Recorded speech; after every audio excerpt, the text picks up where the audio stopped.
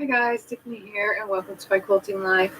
If you're new to my channel, hit down right here, hello, right there, and hit that subscribe button and get a bell.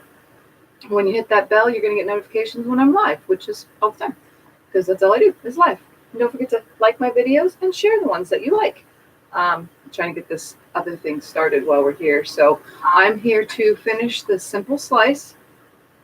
I already kind of started on it, still sitting on the floor. All I did was attach 6 of the rows together, but I'm going to show you how the 7th row goes together with its sashing and how to put the sashing on, and then how to hook them all together, as well as how to put the sashing in between the rows. And now remember, I went ahead and just did 1-inch sashing to go with the 1-inch pieces. So it's kind of a little bit more trickier using such a small sashing throughout the whole entire quilt, not just the blocks. So, hi Linda. So let me move this out of the way. I'm also, while we're here, going to do the first border and the second border of the fabric I chose to go with a border for this quilt top. So I'm going to go ahead and turn the camera down so that you guys can remember where we were and how I laid out my blocks, and then I will show you how I pick up the row to sew on it, or to sew it together, if that makes any sense. So let me turn it down. So this is where I left off. Obviously, I did not have all these in here, all the sashings, and the next sashing is the rows, but that top row way up there, I left to sew it together. It's got one piece on because I had to move a piece around. It didn't look right to me. So obviously I ended up already having a piece with it on. So what I do is I take the top piece, which already has its sashing, and the second piece, and then the third, and I'm stacking them on top of each other like so. And then I hold them like this. So these are the sides I'm sewing on. I'm going to hold it just like this, pick it up, and take it to my table. And then I'll just turn the camera back around so you guys can see how the sashing is applied. Oops, stay.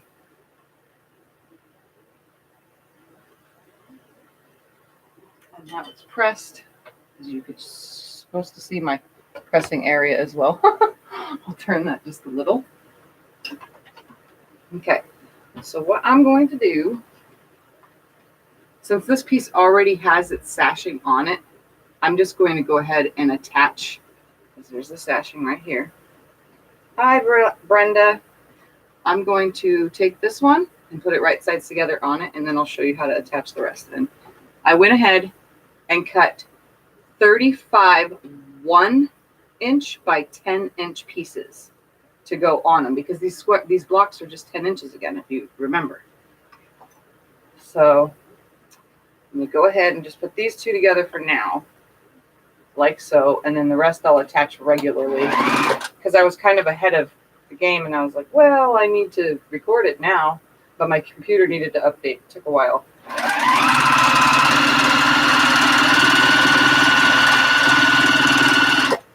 So now that that one's on, I'm just going to leave it there.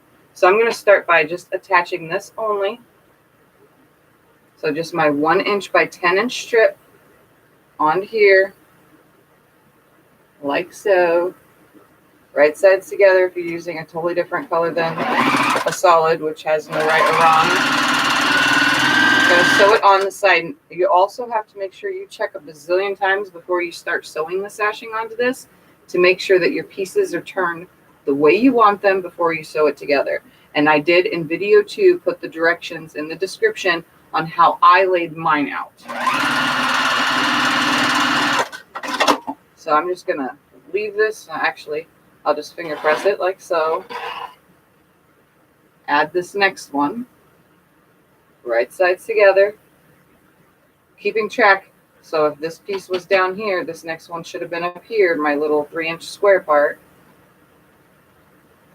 Hook it on here. Right sides together. Line it up carefully. Sew on down. This piece is sticking out just a little, so I'm going to trim it off right here. Some of them just come out just a little too far, like enough to get stuck under the 1/4 inch foot thing, the stick that's got it. We definitely don't want that.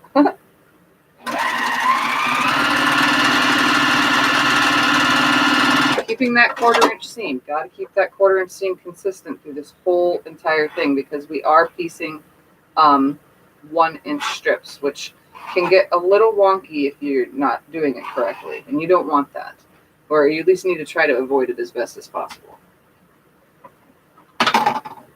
So now for the next one.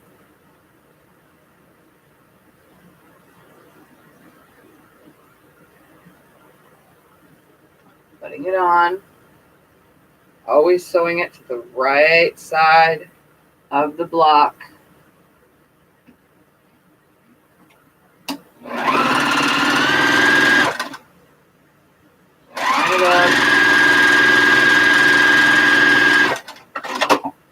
Finger pressing it towards the white because it wants to lay that way anyway. Grab the next piece, right sides together, hooking it now towards my sashing, or on the sashing side. Holding my seam down also so that it does not flip right here. I want to make sure I do that on every piece because it will want to flip up since they are pressed in. Sometimes our machines want to grab those blocks that are pressed inward like that. I'm just going to slightly finger press this towards the white, so towards my left. That way it's setting into each other, so when you flatten it, they will meet up with each other. Now for a sashing. Put it on, right sides together on the right side. Just do them one at a time. Take your time. That's why it's taken 3 videos now to do this project.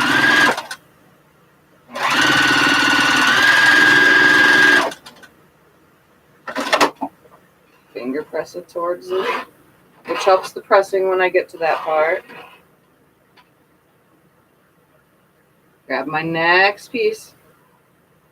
Right sides together, line up the ends.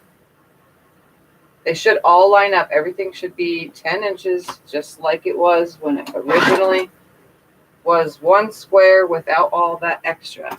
Here I have another one that's sticking out just a little from another sashing piece. Trim that off ever so slightly.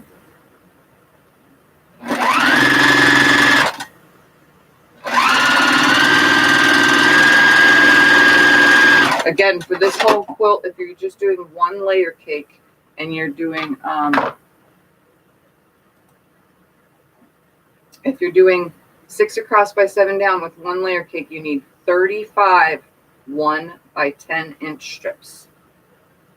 Can I ask why you say use a large print? We don't have to use a large print. I just designed this so that when you use a large print, you can focus on, you know, you can lay that piece out to where that ends up in that 7 inch square, you know, so that you're not losing your print. That's, you don't have to. You can use whatever. This one was a mix of large and small prints, but I know that a lot of people get large print, and I have too, fabrics, and go, what do you do with them? You don't want to chop them up too small because then you lose the print, especially if you want to keep what you're trying to, you know, make in whole. You want that piece to shine, you know, and you want to see it because the fabric is so beautiful. It's like hard to cut up because it's so pretty. This is made so that you can still make that piece shine, if that makes any sense. And it still will, if it's a big piece and it's centered, it'll still meet up with the outside. It just has a space between it, with, you know, because everything still lines up. So that is why I say use a large print if you want, so that it lines up. Or that it looks right, you know. That's what I'm trying to say. Sorry, it's morning for me and I didn't sleep much, but I'm hoping that, you know, this one is just, you slice it twice, you know, and you get a nice block out of it. You slice twice and you can still keep those large prints large. This one obviously is a mixture, but it's laying out really nicely.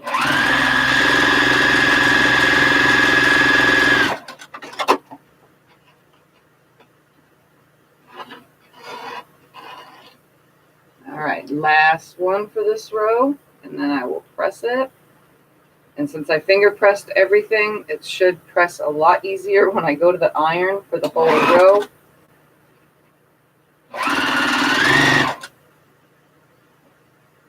Trying to line it up, make sure everything's nice and the way it's supposed to be. 1/4 inch seam. Finger press the seam towards the white, and obviously you guys can hear the scratching of it. So when the seam is pressed all the way, you should not see your background fabric at all. You should only see your blocks. I'm gonna come over here, since it's finger pressed, just gonna run the iron over the top at those sashing points. My iron will stay where I need it to because the cord is on the wrong side. I'm pretty sure this is a left-hander's iron. And I'm right-handed. Dominantly right-handed. I can use my left for things though. Alright. So this is what a row should look like with just the sashing in between. Oops, right there, right there, right there, in between the blocks. So I'm going to lay this back down, turn the camera, so you can see how the next step goes. Okay, so now that that's on there, hi Sandy. Now that's on there, what we're going to do, even going to measure, we're making this completely simple, guys. I'm going to take, and I'm going to keep the camera facing down, more 1-inch strips, but by the full width of fabric, and I'm going to sew them end to end. So every single end, I'm going to take the selvage off first, sew them end to end, and just make a really, really long strip. So that way all I have to do is start at one end, and then sew it to the other, trim the bottom, start at one end, sew it to the other, trim the bottom on each row, and then attach each row. So let's get to that. So now you guys are totally seeing what's coming together here. All right. So these 1-inch strips, obviously, they're so small they can be a little tricky, but I counted 1, 2, 3, 4, 5, 6 because there's 7 rows, so I need 6 sashing strips by the width of fabric, plus each 2 rows will be another strip. So 7, 8, 9, and 10 to be on the safe side. So I'm pretty sure I cut exactly the right amount last night. I made sure to pre-cut everything to make it so much easier. So I'm just going to stack them up and cut all the selvage off at once. Right here. 2, 3, 4. And it's easy to get elbows in these pieces, but once it's in the top as sashing, those elbows will disappear in the seam. And when I mean elbow, I mean this. See if you can see that right there, that lip at the top created an elbow at the fold of the fabric. You don't want that really, but try to avoid it as best as possible. But it happens. It happens, and even in pre-cuts, if you buy them at the store, they have elbows in them. Just like 10-inch squares are kind of wonky sometimes. Just depends on who cut them, what brand, blah, blah, blah. 6. But we're making it work. Well, I am, because this is how I do it. Just thinking about going out so long, but I guess I'm not going now. You could still go. That's what replays are for, Sandy, unless you prefer to be on the live stream part, which I do when I watch them too, when I watch live streams. All right, so there's my 10. I did cut exactly 10. And I'm just going to take a ruler and cut all the selvages off at the same exact time, making sure this is lined up nice and straight on this end. And I do need my dull blade, but chop all those off, and I'm going to sew them end to end. And this should go pretty quick, this next part. So I'm just going to stack them all up, bring my sides that I need to sew towards me. And if you see, I already have my 2.5-inch strips for the border cut as well.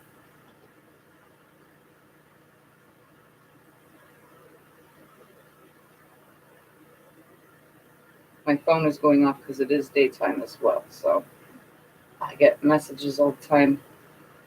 I try to ignore them when I'm live, but sometimes it's hard to. All right, so I'm just gonna right sides together as if I was sewing sashing, but a straight seam or sewing binding, but just a straight seam instead. And because these are so little, I'm going to back stitch and front stitch all the pieces. Because they're so small, I don't want the seams to come apart, since the stitch length is probably bigger than the block, or the strip itself, if that makes any sense. So it only gets like 10 stitches in it, you know what I mean? If that, so we want to make sure that these are sealed off. So grab the next one. Normally I don't back stitch either. Yeah, I get telemarketers all day. I ignore most of that. But everything else, like friends and family, when they message, I don't ignore those ones as much. Okay. At least I try not to ignore them. All right, add another one. Bring another one up, right sides together. Like I said, it's just as if you were doing binding, next piece after next piece. You doing live? Yeah. You showing them your masterpiece? Yes. I'm working on it with them. Okay, right sides for the next one. Again, I'm just back stitching each one because there's probably more stitches or less stitches than there is inches. Less stitches than inches for these little DP strips, but we're gonna make it work. Is your black all good? Yeah. And you wanted to keep that box? Yeah. You want me to throw it up? Scott's in here, guys, eating his cottage cheese. Snack of champions. Just be careful not to move them too much because they will shift. I'm not touching them at all. No, I'm talking to them. Oh. Because they will. These pieces will shift because they're so small. Even beginners, though, you guys can work with these tiny pieces. You know what's going to happen in less than 2 hours, though. Well, I should have this done in less than 2 hours. I'm doing the rest of it now on live stream. I'm just letting you know. Gotta go. I'll My little watch. monsters Okay, Linda, have a good day. And we're going to tear the house apart. Oh, don't tear this one apart. Hold the tip in. Nothing is beyond our reach. Alright. They're all together, and just because I have the snips, I'm just going to snip them all apart. And my iron is on, so I'm just going to go ahead and press all of these. I'm just going to grab each of these ends right here. That way all I have to do is open these up.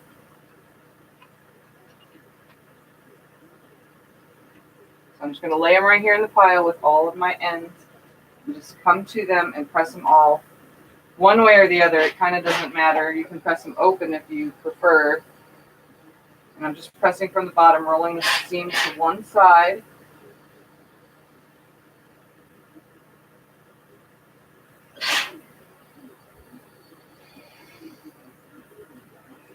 Keeping them nice and straight as I do it as well.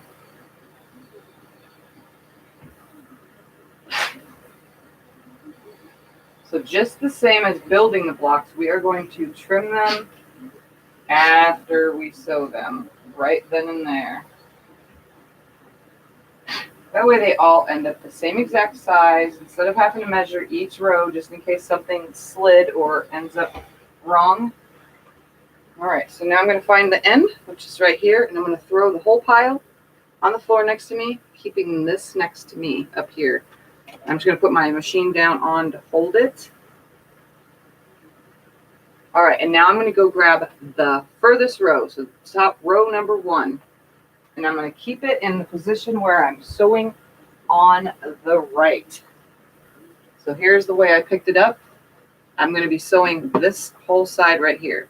And while I'm getting it situated, I'm going to go ahead and make sure that every single one of these pieces are nice and flush with the block, because some of them kind of still stick out just ever so slightly. So I'm just going to flush them all up. You can use a ruler if you want. It probably would make it easier. I'm just using my rotary cutter because I can tell where I am, and these small strips are easy to get exact, if that makes any sense. They're really easy to just trim these little itty bitty pieces off, like literally such minute amount, but I don't want my machine to catch it and then start shredding. So I'm going to fold this piece up, lay it right here on top of me, right on my lap, just like this. I'm going to sew down this whole entire right side, and I'm going to make sure that this is right sides together and that my seam is facing up towards me and the right side of the fabric is facing down. Put it right here at this end and sew down this whole entire strip or row. You know what I'm saying. Just going to hold it nicely, make sure it doesn't adjust or move. And I'm sewing with my other seams on the bottom. That way I don't have to hold the seams from flipping up.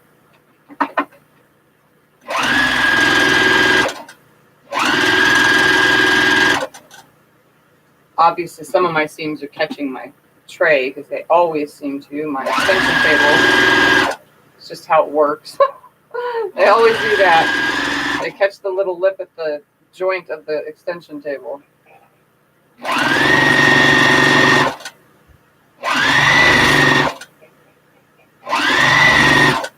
And you're asking how in your brain are these seams supposed to line up? Well, they will, because we're going to do the same procedure that we did building the block by lining up these lines once we put the other ones on top. The sashings should line up, and that should be the marks to line it up. So I'll show you how that's done. So we're almost at the end. A little bit more. And this one we are going to press with the iron, making sure that it lays nice and flat. So before I come to the end completely, I'm going to take my scissors and I'm just going to cut right here, nice and straight. That way that's ready, and I'm just going to keep that end on my lap for a second.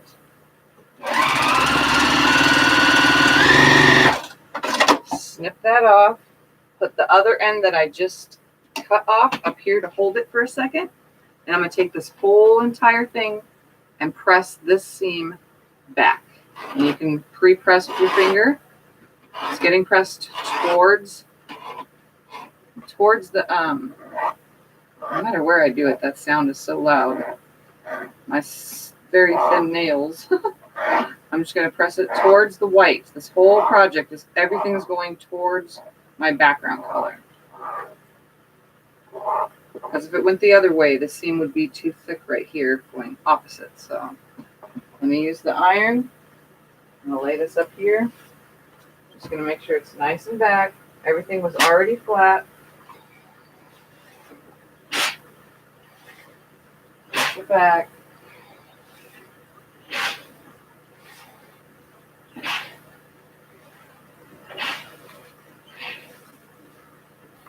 Now I'm going to just, for now, lay this back down where it goes with my sashing facing the way it's supposed to. I'm going to lay it back down, and I'm going to grab the next row and sew the bottom sashing on. That way I'm not hooking a piece, then opening such a big piece with these little pieces of sashing. So I'm going to lay this back down.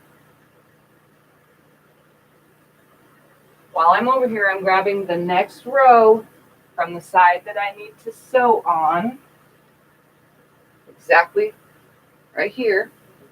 Bring it up on my lap, and it's going to be the same exact procedure. Make sure that my seam is facing up on this white sashing strip so that it's right sides together, because sometimes it can get flipped. It happens. It's happened to me quite a few times. Now I'm going to sew down this one. Same exact thing. When I get to the end, I will trim it, and I forgot to trim off anything that hung out.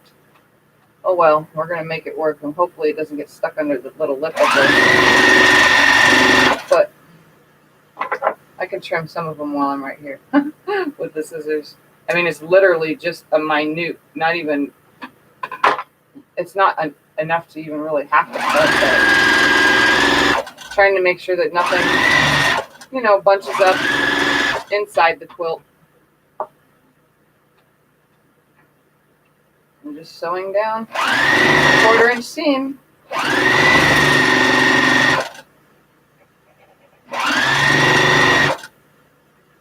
My very, very small sashing, which no matter what, with the sashing or without sashing, the quilt will be the same exact size until you add borders.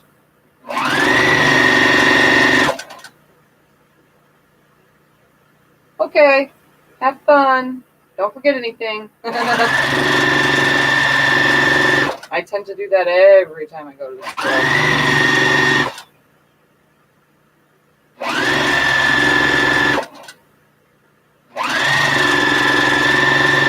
All right, so right before the end, I'm just going to take my scissors, line it up with the end, make sure everything's nice and flush. Trim that off.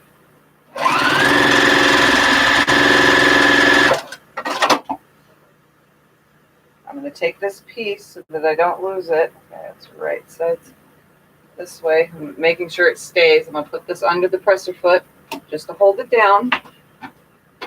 Before I go over there, I'm going to finger press it with my finger, press it back. It's so small, it should be really simple and fold back nicely. This makes it easier when I get to the iron. I won't have to like struggle forcing it back and stretching or bowing anything because these strips are small.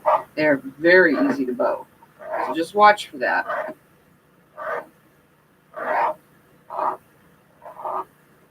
Okay, so now that it's on, I'm going to do the same thing.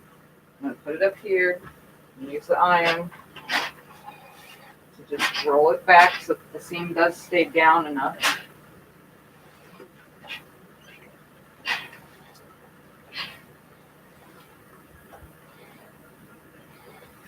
All right, now it's down. And this one was just a little too far, so I'm just going to trim that end off. Now I'm going to lay it back down just like this, keeping that sashing strip down towards the bottom or to my right since I'm facing the side of the quilt. After we put the sashing on, then we will put the rows together. So now I'm going to grab the next one. Same procedure from the top. Lay it on my lap. Make sure I trim all these now because I just forgot on that last one. Literally barely cutting anything off and just making sure that they're nice and flush, and they are. So that one only had one. And this should be in the position that it needs to be. Right sides together. Hey, Teresa. I made sure I put my phone next to me so I'm not reading the tiny little computer screen. I didn't turn the big monitor on because my computer was updating.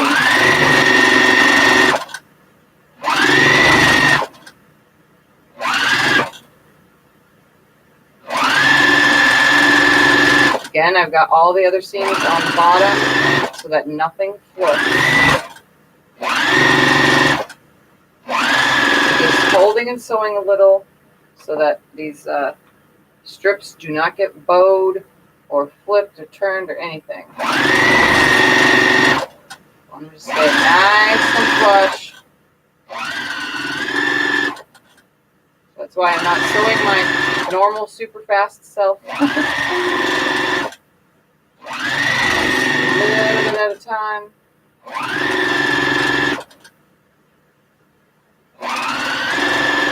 And it works so much easier just making a big long strip with this 1 inch. Line this up. You can even fold the fabric back, create a crease. It doesn't matter because all those edges are going to get trimmed off anyway. As long as it's a straight cut, I'm going to be trimming them before adding the next border all the way around the whole quilt. Anything that sticks out. The next border is a 2.5, so it's not really going to matter. It's just my little foot on the machine. So now I can straighten it just a little. We're not wasting anything really, just not even 1/8 of an inch. I mean, look at that, just a little tiny, minute amount. Keep this seam facing upward, put this under here, and just let it sit so it folds it. and then finger press it back before I press it. That way it's already folded back and it don't start bowing. We don't want any bowing. Like I said, these are so skinny. They will bow, so be careful. This is turning out to be a really nice quilt. I mean, I'm really surprised how it's coming out. I mean, I kind of already envisioned it when I drew it, knowing the blocks, but I like the way I laid them out, so they're just laying them all out the same. So don't forget, in the description of video 2 and video 3, which is this one, the directions on the layout and everything will be in. I just added them to each video, except video 1. Video 1 is only about the making the block part.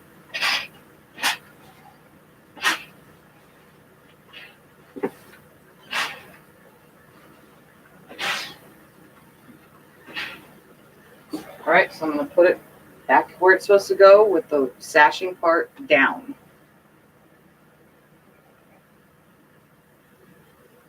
Start to see this whole thing come together, and it looks super duper awesome. Next row, again picking it up from the side that it needs to be sewn on. We're going to attach this one, and then we have 2 more after this, because the bottom row doesn't get this. Only the inner parts get it.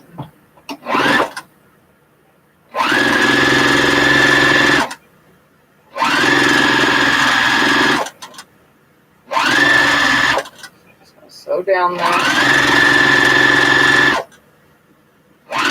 And don't forget, all still photos, if you are subscribed to my channel, don't forget to do that. All still photos will be in the group in the description below. It's a Facebook group, and I post on and off, and all of you guys should be posting as well, sharing all your stories and everything.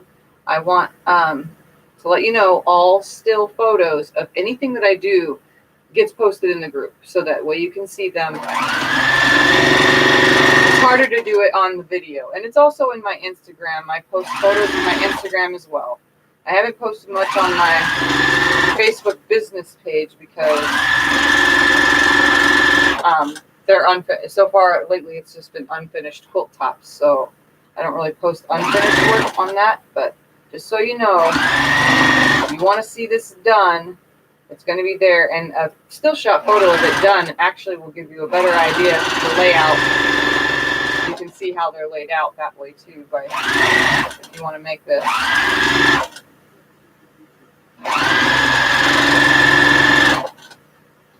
All right, coming to this end, I'm going to snip this little piece off right here.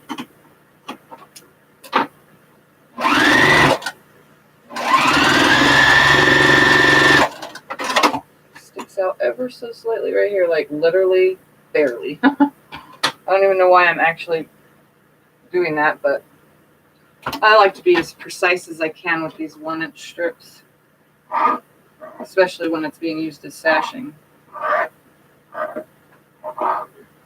But this quilt will get a border, 2 borders technically, a stopping border, which will be white, and then last night I picked out, Michelle helped me pick out another border. Took a while because I don't really have many choices of these fabric colors, and I don't have anything that goes with it. So corresponding fabrics usually go good, but I don't have any of those.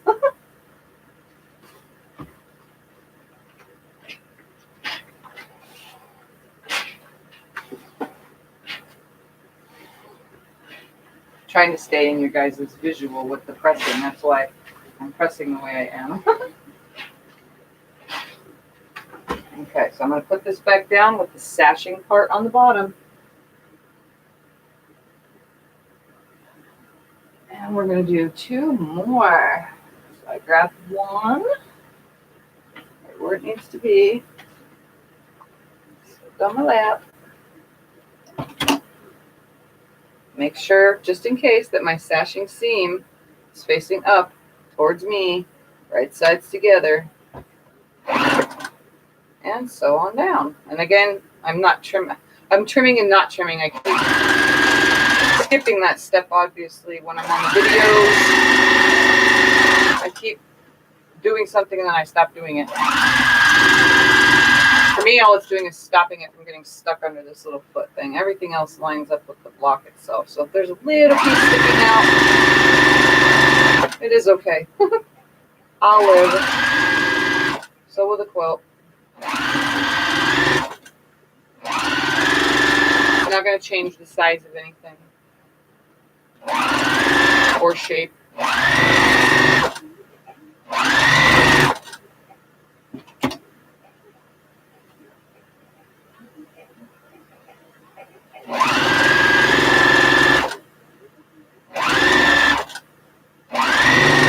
And all my seams, again, are all pressed towards my white.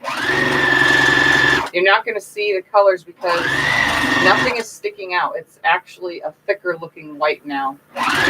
There is no see-throughness. And here I go trim it right here. Just going to keep that on my lap.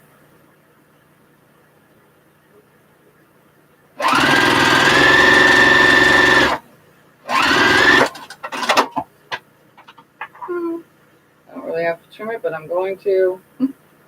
Literally, I barely chopped anything off. I'm going to put this piece right here on the presser foot. And I have enough for one more row, and I'll have just a tiny bit left over. Remember, I used 10 1-inch strips to do it. So altogether, I've used a yard and a little bit over 1.75 yards, but not fully 2 yards. So in my first video, I said 1.5 yards will do it. 1.5 yards will do it. It will do all the blocks and the sashing, but it will barely cover the 2.5-inch strips. Like, I made a couple boo-boo cuts, so I probably would have had enough if I didn't make those boo-boo cuts. So buy 2 yards just because, or use 2 yards just because, you know, that way everything is just enough. That way you don't run out and then not have enough for something and then can't find the fabric color again. Although I use white, so it's quite easy to get white again. But okay, I'm going to go lay this back down and grab the last row, which is actually the second to last, but the last row doesn't get a sashing on the bottom. Okay, so here's the next. And this is looking pretty darn awesome, guys. And you could do bigger sashing if you want. The 1-inch sashing looks the best, I think. I think if I would have went with a bigger sashing, it would have looked dumb. And cornerstones would have just made it harder. So, I mean, you can do it if you want, but 1-inch cornerstones for a beginner, it's bad enough I chose to do 1-inch strips, but the 1-inch strips are really making this work. So if you want to make it, everything else is up to you. Hi, Lacey.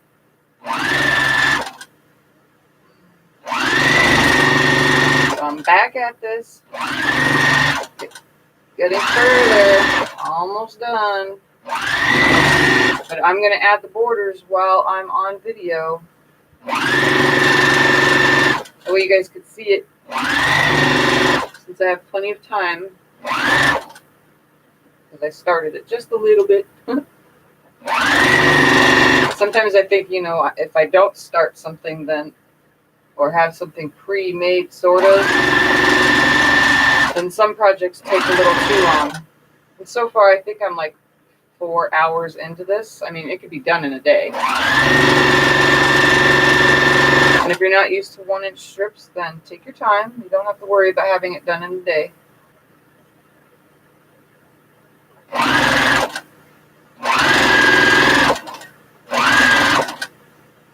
And I had plenty of strips. Look at that. It's a good thing I did 10 and not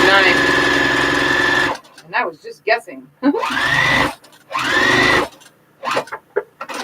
So this is all I had left. It's not even a full strip. So I'm going to trim that off right there. Finger press it back. So if you do a bigger one, a bigger quilt, which is 2 layer cakes, then you'll need double the amount of fabric. I know a lot of you don't really make queen and king size quilts as often with your sit down free motion quilting, but those of you who can do them, I would say do it, because this would look good bigger. It's quite large as it is. By the time the borders are on, it will be a twin. All right. Press this back.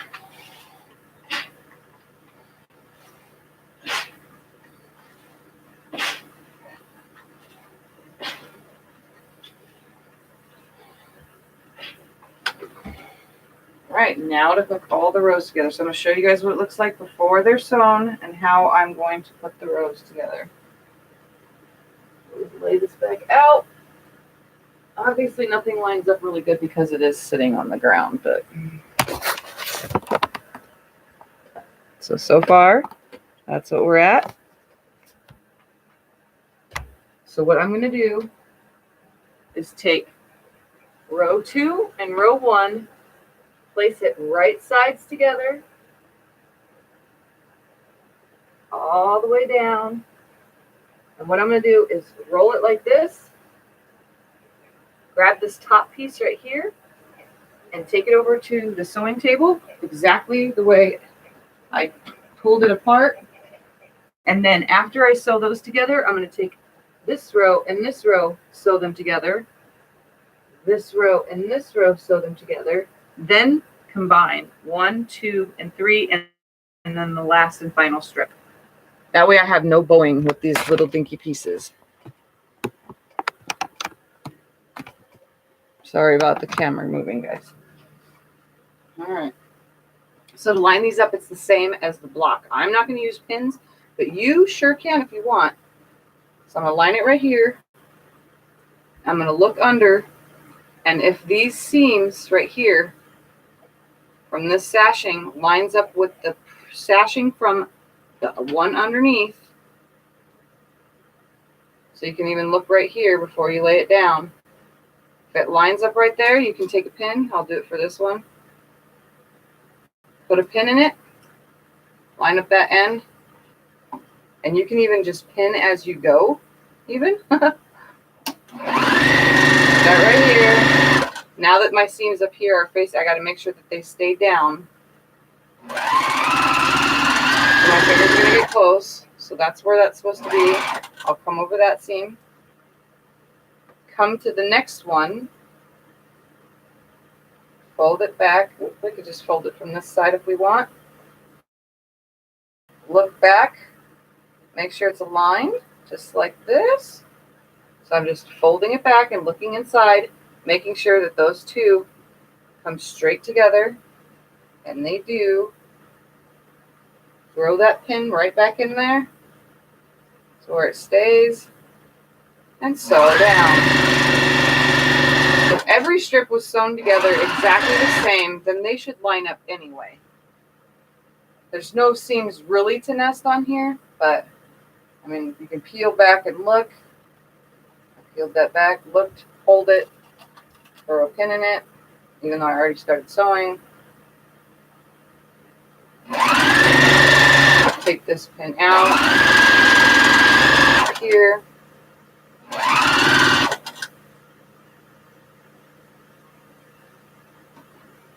Keeping it nice and lined up.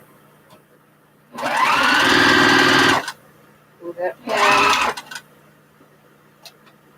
Go to the next one. Meet them up. Fold it back down. Throw the pin in it. And I'm going to open this so that you guys can see up here, just for now. Because it's such a small seam, see? It's 100, it goes all the way down, and I'm not flipping anybody off. My middle finger was the easiest one to use. See how that works? So, I mean, you can add cornerstones if you want, but that seam goes straight across.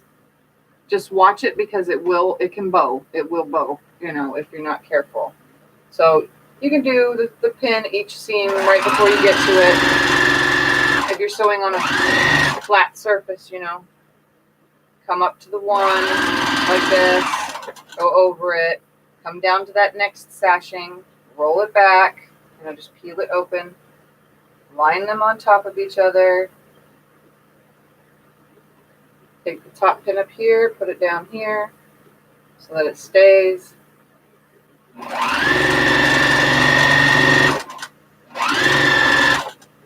Hold all those seams down the way they're supposed to be, and when we press it, we're just going to press it Same as every other piece of sashing, towards the center, towards the white.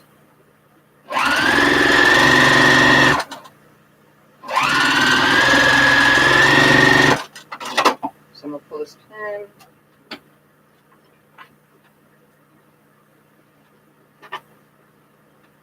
I'm going to open that's why I'm doing 2 sections at a time. I'm going to open it up. I'm going to take that seam that I just freshly made, and before I get to the iron, I'm just going to make sure it's all facing towards my center sashing piece. Holding it open, it's a little bit more easier to hold open once there's more fabric to grab onto, other than that tiny little dinky 1-inch strip. You can feel with your fingers that it's laying in, even when I get to a junction where I connected the sashing in the first place. You can feel it, and if you can't, just flip it underneath. So I'm going to pull this up here, not moving my piece out of any order, because if I do, then I'll be putting it back the wrong way. I don't want to do that. So now I'm just going to press, as you can see, down this whole thing that I just finger pressed. Same procedure as I was doing, just laying it flat, coming over that center. Add seam if you need. Just don't let it bow.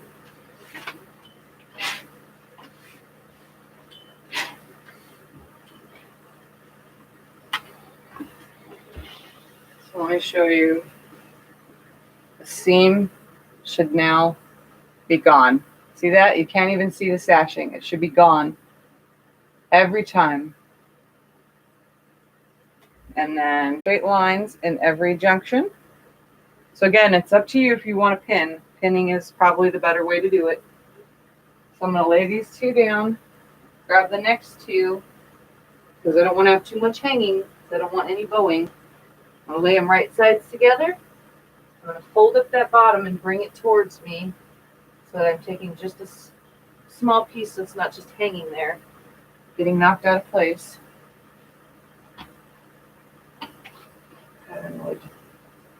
What quilt pattern would I do on this quilt? Oh, when I get to the quilting part, I don't know. I just like to go crazy. Usually when it's completely finished is when I, in my brain, decide on what I want to quilt. But I won't be able to quilt this on the long arm until around September. And mid-September is when I'll be able to start quilting again outside.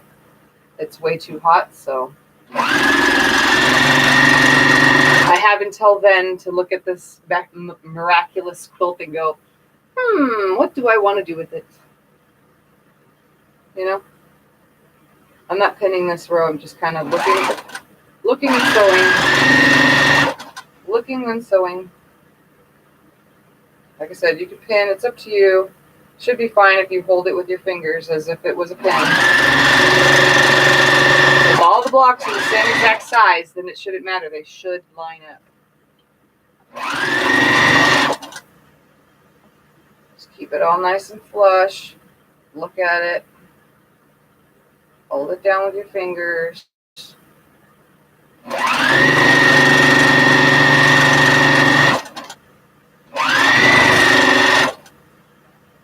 The next one.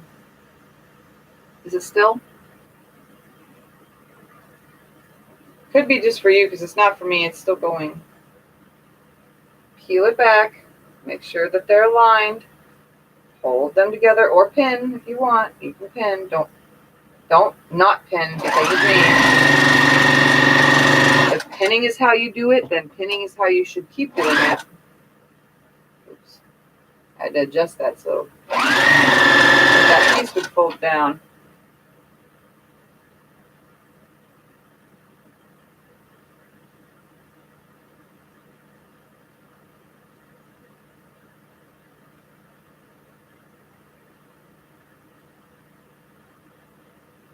Oops, typed the wrong word.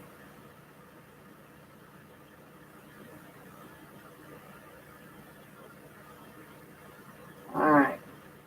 If anybody's buffering, just refresh your screen during the live chat because mine is still going.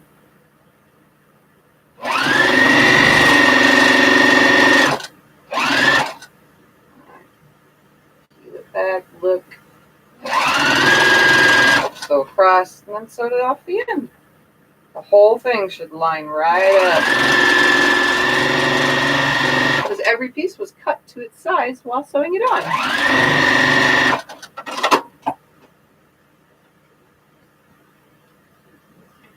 Okay, now that's together, I'm just going to, I usually take the edge of the table to help hold that seam. I use it to pull the seam to the side. You know, I know you guys have seen me do that. I either push this way with my hand, or I use the tables or something to grab the seam and make sure that it sits the way that it's supposed to.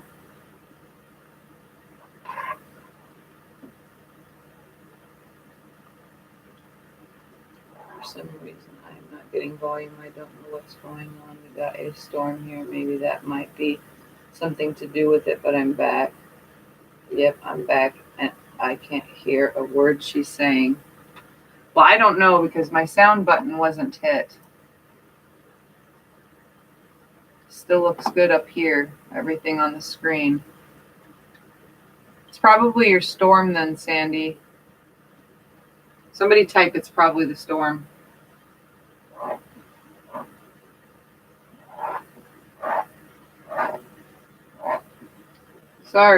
Sorry about that though. All right, so this is ready to press. I'm just going to bring it up here. It's already finger pressed where it's supposed to be. So I'm just going to run the iron. I'm going to fold this back because this little seam right here is not in where it's supposed to sit. It's trying to grab right there. Sometimes they just want to go the way they want to go. All right. Nicely just roll up.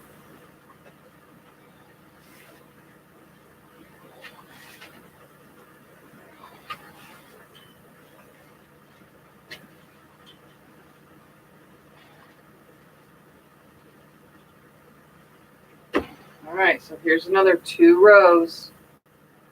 Again, this is without pinning. You can see they go nice and straight all the way. So it's not that hard to add 1-inch stashing. If I can do it, you can do it. All right, that's where it's supposed to be. Now I'm going to grab 2 more. So row 5 and 6.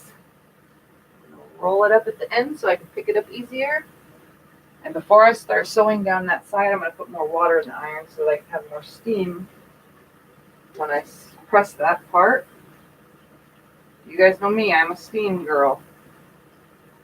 I like me some Mr. Steamy here.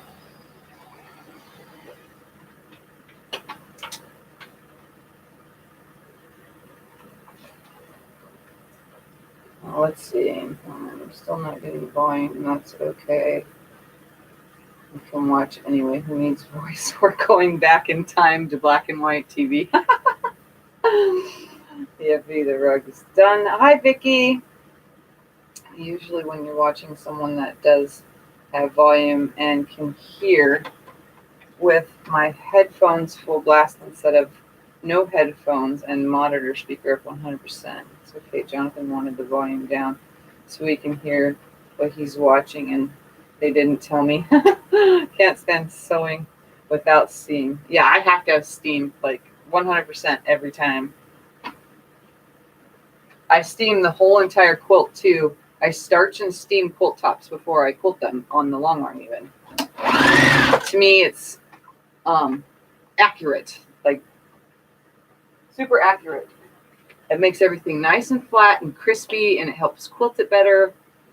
And all of that excess anyway, the starch and everything all washes out, so it doesn't really matter. It's going to get wrinkly after, but I like that original finished look to be nice and flat.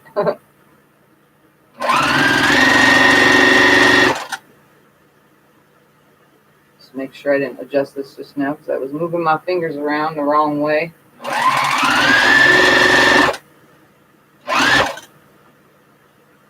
So again, I'm just coming to that next seam, the sashing, peeling it open with my fingers.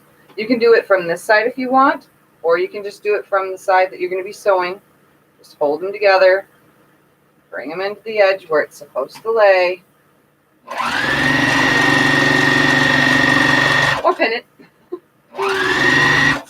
your preference.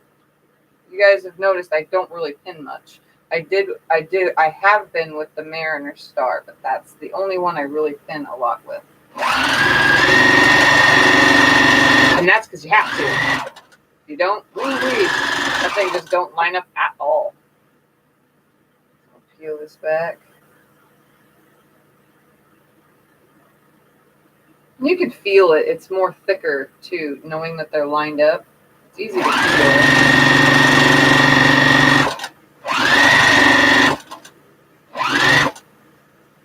Come down to the next one. And every strip is the same size, same width. I mean, it could be off ever so slightly, and it's not really going to be a bad thing. I mean, you could still fudge it to make it line up. All right, coming to the end. Just going to hold it right where it needs to be. Sew down. Make sure my little seams are staying centered.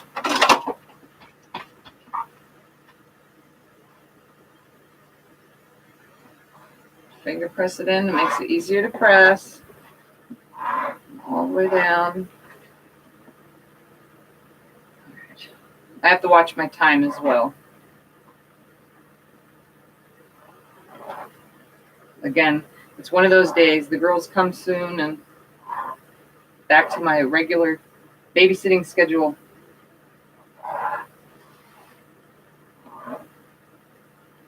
Had a whole week off. Now we just got to get back in track where everything is supposed to be. All right. Let's press this. And instead of laying this row back down, I'm going to add that last row, row 7, to the bottom of this before I go and do the other ones.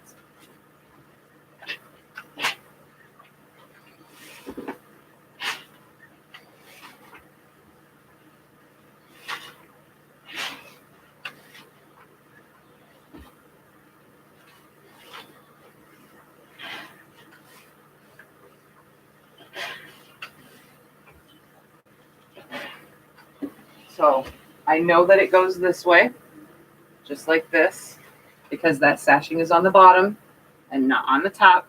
So I know this is the correct way. I'm just going to leave it right up here. I'm going to grab that last and final row, number 7. Stay. Lay it on here, right sides together, and do the same. I knocked my iron over, and then everything fell. That's what I get for having my iron so close to me today. I'm going to do the same seam aligning with this, as if it's just more than one row. Plaid. Reminds me of plaid fabric. I should use plaid on the back. We'll see. I don't really know what I'm going to put on it. I don't ever plan the backing until I'm like 100% ready to load it and quilt it. That's one thing I'm a procrastinator with, is I don't pick that out in the beginning. It is a great idea though. Definitely a great idea. And I have lots of plaids. I have a whole container somewhere. It's around here somewhere. A big huge bag filled with them.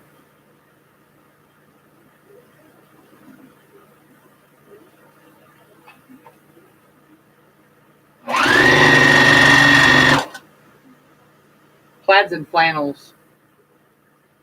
I kind of actually like the idea of a flannel, like woodsy. Alright,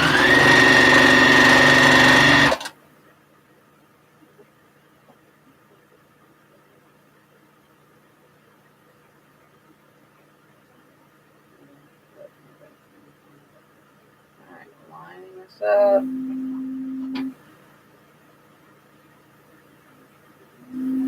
My phone is ringing.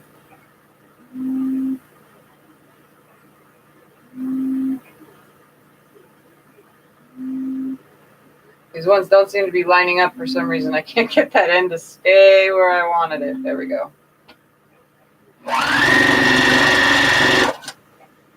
I'm going to check one more time because it wasn't staying. My finger just wasn't able to grasp it.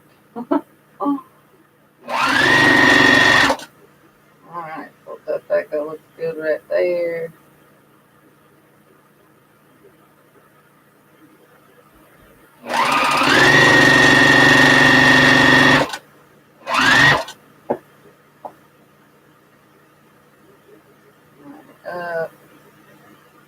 So how many of you think about what you're going to quilt on it while you're making a quilt top? Now that the question has been brought up,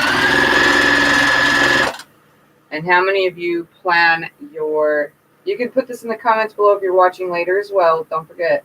How many of you plan the backing, your borders, you plan your quilting designs that you're going to do on it? Do you plan all that in advance, or do you just kind of go with the flow of how it turns out?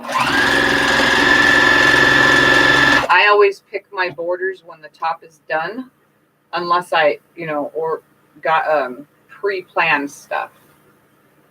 But I'm more of a build and design as you go kind of person, if you haven't noticed. So let me know, and those of you watching this later, put it in the comments below. How do you go about choosing everything? Do you choose your backing when you buy your fabrics for the top? Do you choose what quilting you want on it? Or do you send it to a long armor and say just have fun with it? Or do you, when you quilt it yourself, do you have something specific in mind, or you just go with the flow after you see what the quilt top looks like? I mean, obviously, everybody has their own thing. I would like to know. Since you guys know what I do, I just kind of go with the flow. I have done a few things, though, that I know what I want to quilt on it. From the time I'm started, I'm like, I want this and this because this is going to highlight that. That's kind of what I say. Or I'll see what the pattern creates, a secondary pattern, and I'll go, holy moly, I can quilt this in there, in that secondary pattern area. All right, now I'm going to have to move my ironing board because this is getting too thick. So you guys will kind of see me and kind of not see me. You'll see the ironing part going on. But I want it to stay nice and flat.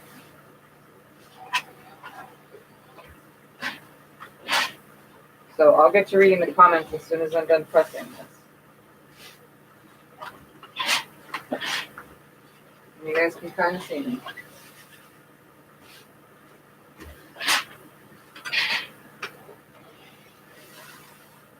This is looking so awesome, guys. I 100% am pleased with this pattern.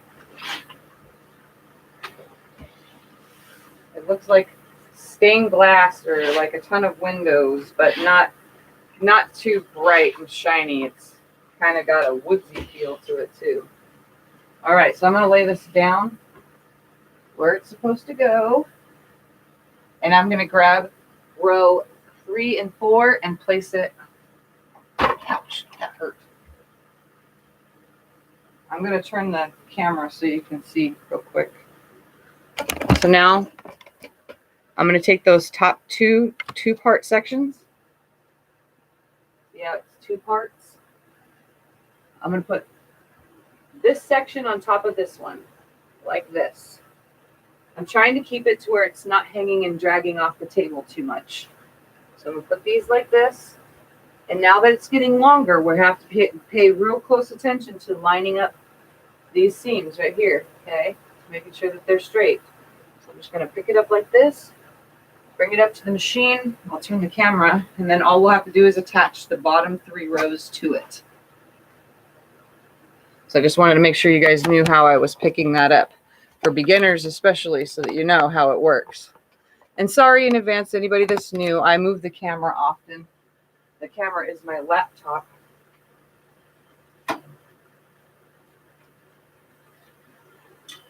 So it's not as shaky as using the laptop cameras that I have, but I have a bazillion different cameras. It borders when it's done as well. Okay, hold on. Let's go and see. Lacey plans everything first except for quilting design. Vicky does not. She buys as she goes. I use sheets. I use sheets for backing too. Sheets for backing is amazing. You can go get a cotton sheet cheaper than 108 backing fabric. Like, you wouldn't believe it. And you can find something that really goes with it. If you go to a thrift store and you find something, they're always usually clean. If there's stains, thrift stores don't put them on the shelves. You can go find something that's almost new and use it. If it goes with what you're doing and it sits well with the eye, or it makes it look like a reversible quilt, do it. Use sheets, guys. There's so many of them being thrown in the trash. Recycle them. It's not the quilt back that we see anyway when it's laying on a bed. It's the quilt top. So, let's see. The quarters when it's done as well as back quilting is the last idea. I know that one with you, Teresa. Sandy waits till she's done and then sees what it might look good. If you're doing a quilt as you go, you think about it once you're trying to do it. I've seen you do that. Jump the screen. Come help me. LOL. Vicky, if I could do that, she would. Then we think that there'd be a way. Vicky buys sheets. It takes so long to start and finish a project that I need to make sure I have all the fabric for it on hand because it could take years before you. Yeah, and then the fabric lines aren't going to be there no more. I get where you're going on that one.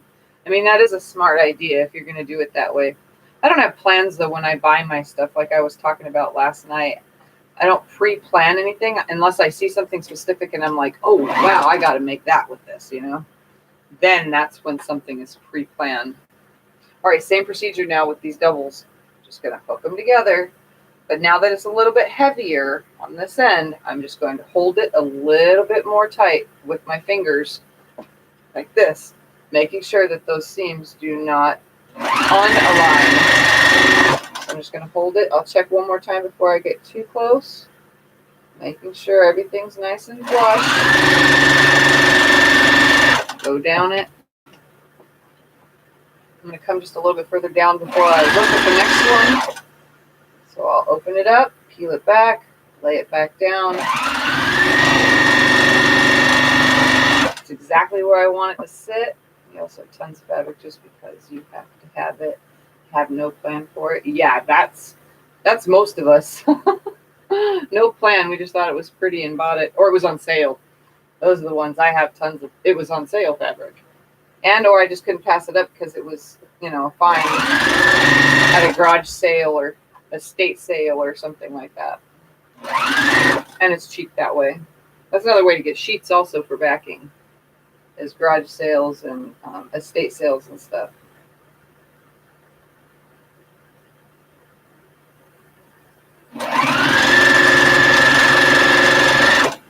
Just holding everything. No need to pin, but like I said, through the whole time, you can pin if you want. Pinning is up to the person. I mean, if you're a pinner, pin away. If you don't think you're going to get it right, pin away. I'm just peeling back and sewing. They all seem to be lining up pretty darn good. They're not perfect, but nothing is perfect. There's no such thing. Not for me, at least. I mean, I've gotten some pretty good points, but they're still not perfect. Somebody else does it better. Just a little bit. Hold it back and look.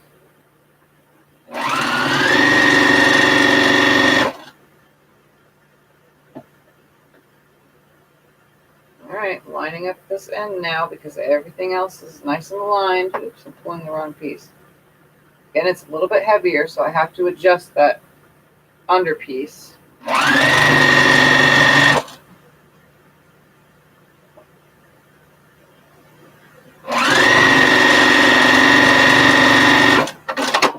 right. Ooh, my little 1/4-inch seam got messed up right here. How'd that happen? I don't know. Much better.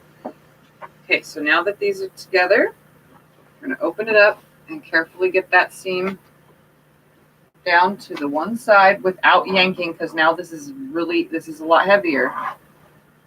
I'm just going to pre-finger press it, using my fingers to roll it back now that I can't use the edge of the table because the whole thing falls every time.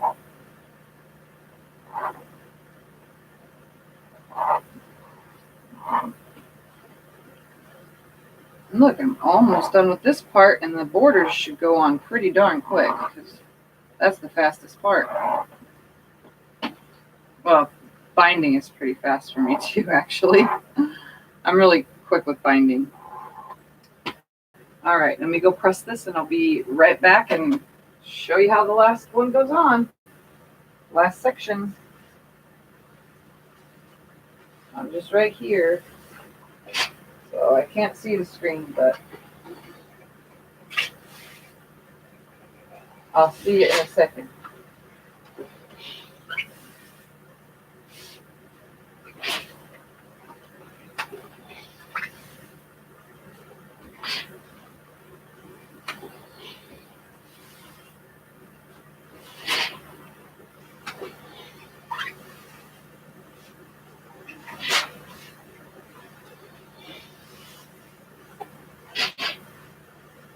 All right, so I'm going to lay this up here to say, these are the first 4 rows. This is the top 4.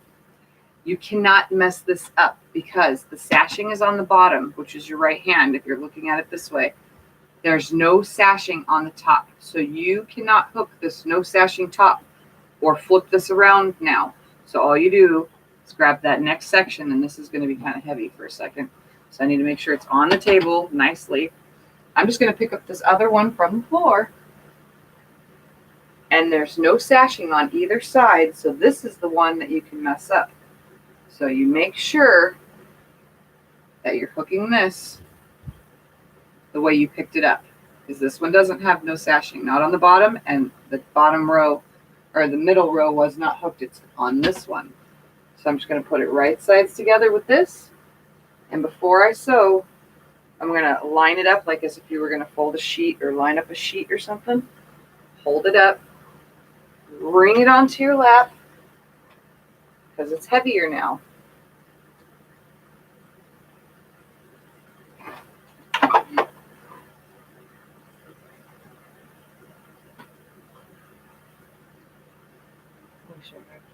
A really pay full price for your fabric. I'm an excellent sale shopper. Me too, Lacey. Try to send you some scraps. That's to Vicky. You're welcome. One thing. It's got to go in a box, and it's all kinds of strips, and I'll send it. She said, okay. Can't spell today. Trouble with that every day. Vicky's doing a dressing plate for a granddaughter. Got cataracts in both eyes. And see, doctor. Yeah. So yeah, we're getting this last piece now. So I'm just going to start it because it matches up at the end first. Just going to start it so that I have something to hold down with. I'm going to come down here to this first one, and they are really lining up just the way I want it. I'm just going to hold it where it needs to be, and if I need to adjust the under fabric, I'm going to go over here and grab the bottom fabric or reach my hand in between. Typically, you can do it with your fingers.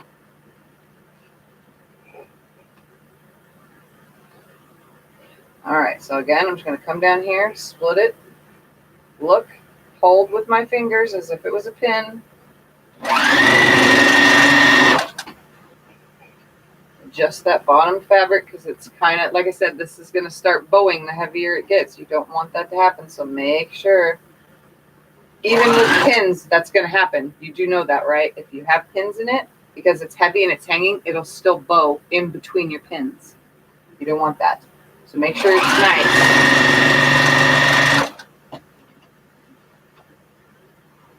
All right, so I'm going to come down a little bit further. Go to the next one. Make sure they're aligned. Hold it with my fingers. Lay it on the table.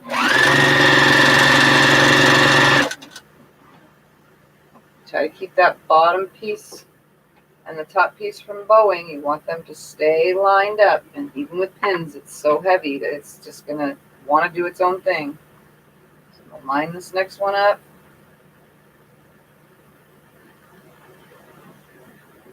This one isn't going for some reason.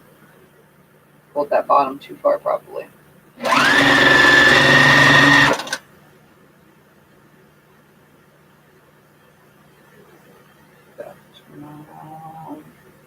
Hopefully walking through. I hate that place, Sandy. I actually agree. I hate it. too. That's why I don't go. I end up in the hospital a lot, guys. I hate the hospital. I try not to go, but if I have to, I have to. Like my most recent trip, I didn't know, so I had to go. But like Teresa says, it was a blessing in disguise. So found out I was on the wrong meds that whole entire time. All right, we'll line this last one up. Okay. Oops. There. Stay. I like when I talk to my fabric. Sometimes it works. Go into that. Ready? Coming to the end, and this whole thing's going to be together, and all I need to do is press it, and we'll put the borders around it because they're already cut. Well, one border is the first one. The second one shouldn't be hard because I'm going to cut 5 1/4 inch strips. All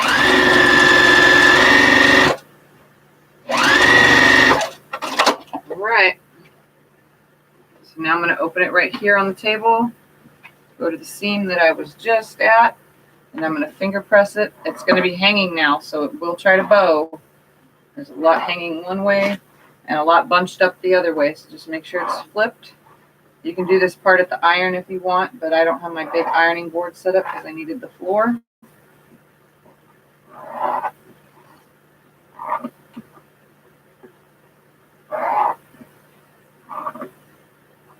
There we go. Now I'm going to lay it on the ironing board real quick and press that seam. And then I'll show you so far, guys. Give me a second to press this real quick.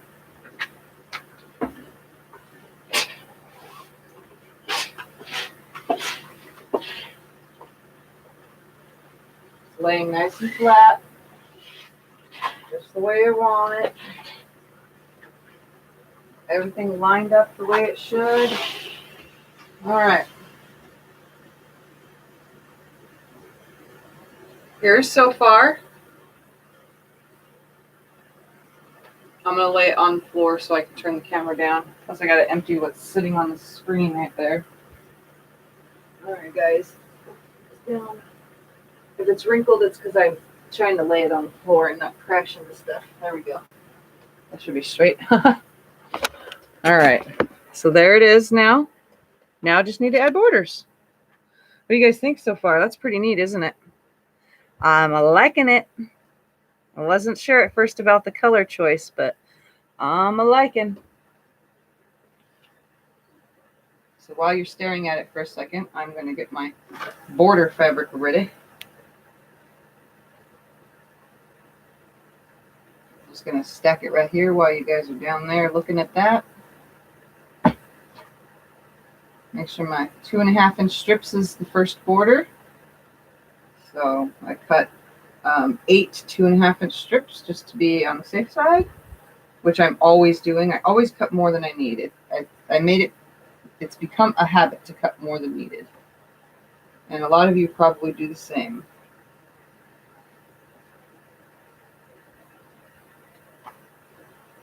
So it's exactly what I do, though. I always cut more than needed. And I can't see the screen right this very second because I'm lining these up. And I'll show you what I'm doing. I just haven't turned the camera just yet.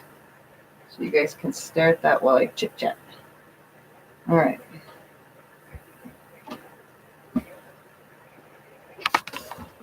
So here's my border pieces.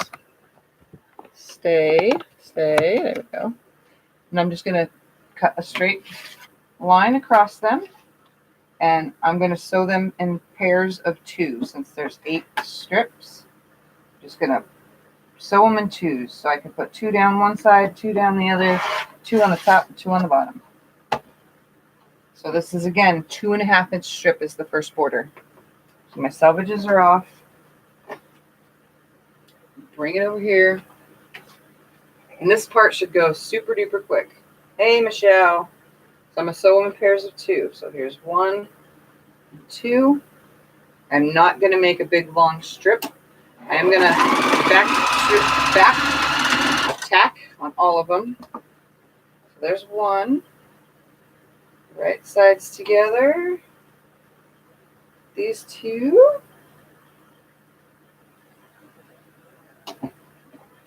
back stitch, just because I'm putting a lot of turnabout rows. If the turnabout row, it's a turnabout, like the little thing where you go on one side and you can either go all the way around to make a U turn or the other way, kind of thing. You know what I'm saying? I know what you're saying, I think. We don't have those here. I think we call them roundabouts here. And this one I'm going to put the 3 on because I think I only cut 9. I thought I cut 8, not 7. I'm pretty sure this is enough.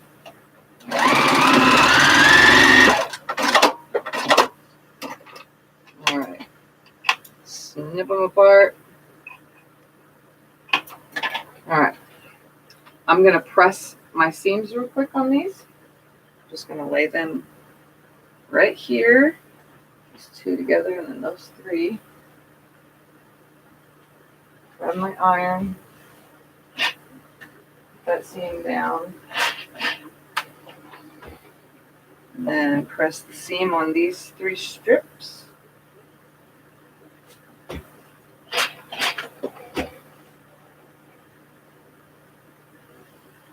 I think it was because I measured it 1.5 for the top and 1.5 for the bottom is why I had 7 and not 8. So I'm going to bring this over here. This is strip 1. I'm going to attach 1 strip to each side real quick, guys. So we're going to put this one, and I'm not even going to leave the machine. I'm just going to sit right here, attach both sides, and then attach the top and bottom. And I'm not going to press until all of them are on. That way it gets done faster. Now it doesn't matter which way I lay this. We're just going to bring it up here, find a side,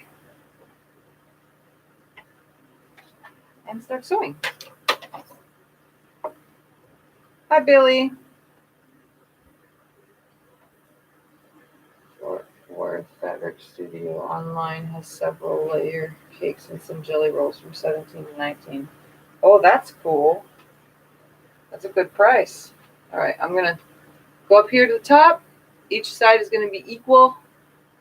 I'm going to line this up right here. This is a 2.5 inch border, my first one. The back stitch, and I'm just going to shoot down the side in my normal fast-paced motion. My normal fast-paced sewing. I'm just going to adjust and sew. And we'll get this done so you guys can all see. That way you guys can go, wow, hey, that's so cool. Because it is today. I'm liking how this design came out. Or pattern. A design would be what's on the fabric. A pattern is also on a fabric as well, but this is a pattern.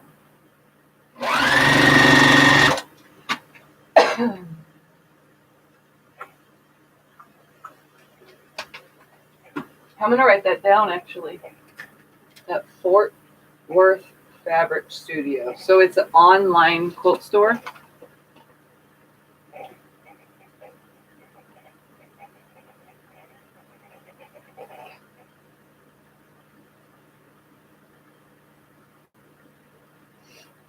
Okay. I will look that up later. You guys know I need to find deals. I got to find deals to make all these patterns. It makes it easier for me.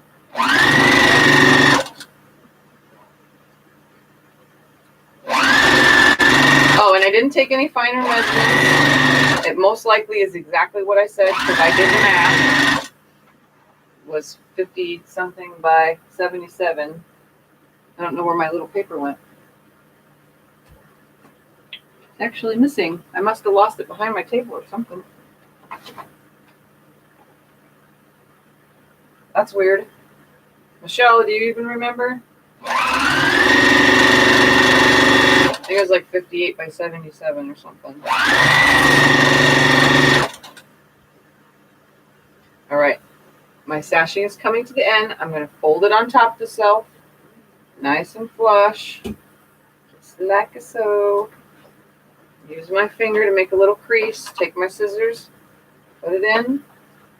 There's other ways to do this properly, and that's to measure and add. But I just don't do that. That's just not me.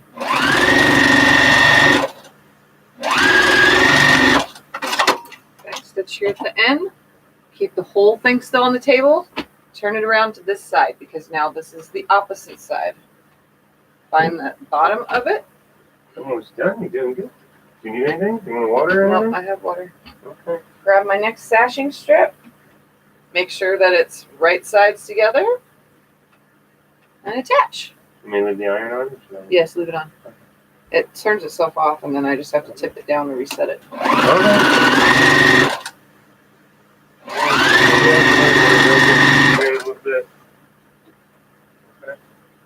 Okay.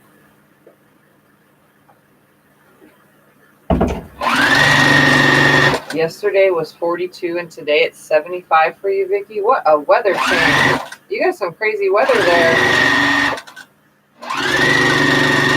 I would go insane with just random weather constantly changing like that. That would just drive me nuts. Cold one day, warm the next. That would drive me insane.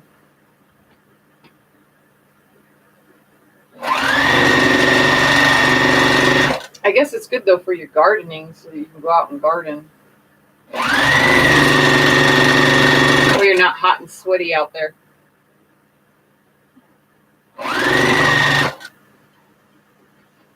I'll tell him you said hi when he comes back in. He left the room already.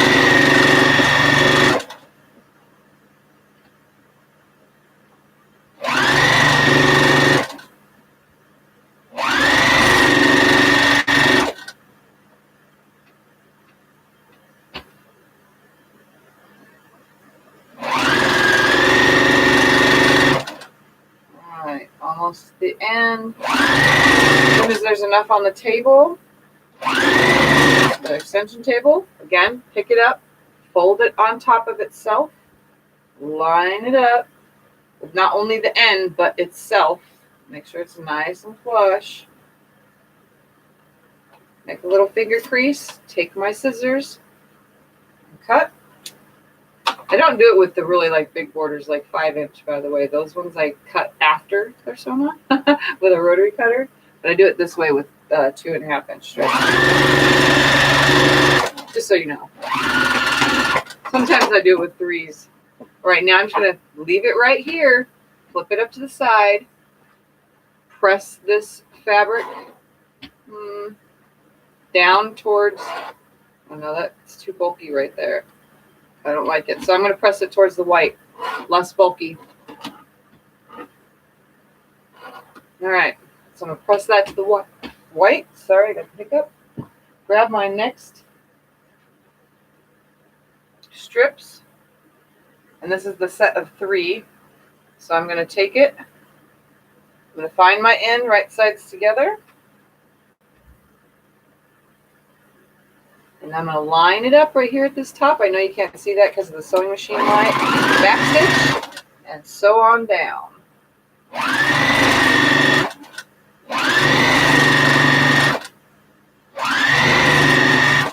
And I'm not even pressing until I'm completely done. This is the quick and easy way of putting borders on. Great to showcase large prints for Christmas fabrics. Yes, and it was just said yesterday, someone said it looked like presents the way it's laid out. So yeah, Christmas fabrics would definitely be great for this one. You're totally right, Brenda. Or even Easter or anything like that. Any kind of holiday that has large print fabrics. You can even do it for children's fabrics, like I was saying, big kid prints that you don't want to chop them up. This would work for that. Because if you're cutting into a character, the rest of the character would be on the other side of the strip. So it'll work out perfect.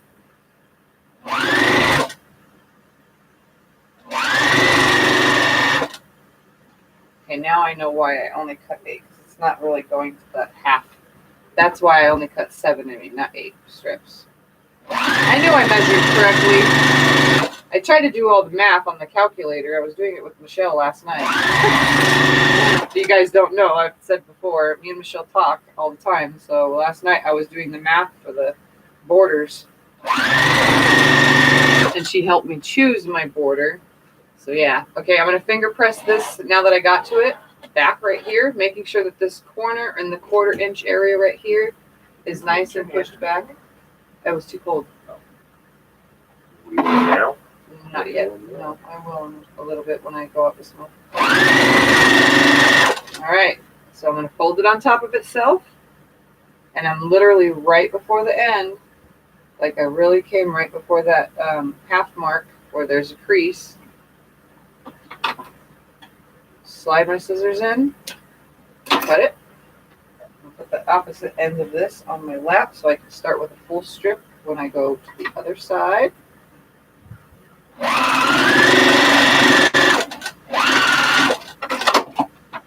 Well, Have you answered these questions? What questions? With the borders, it will be 76 by 87. Is that it? I wrote it down, Michelle, but my paper must have fell under my desk because it's not right here. And then Vicky wants to know how many packs have 10-inch for a full-size quilt? 1.5, because this is making, with borders, is making a twin.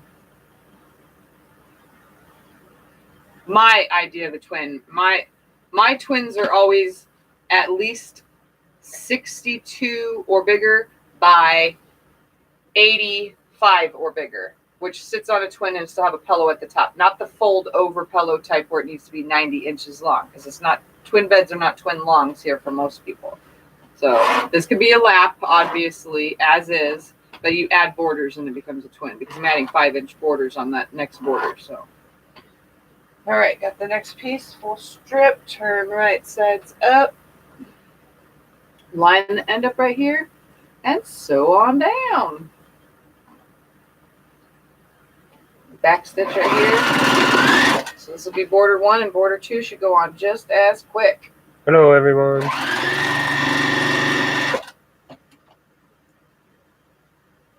So where's your paper? It must have fell down there on the floor. Is there a piece of paper?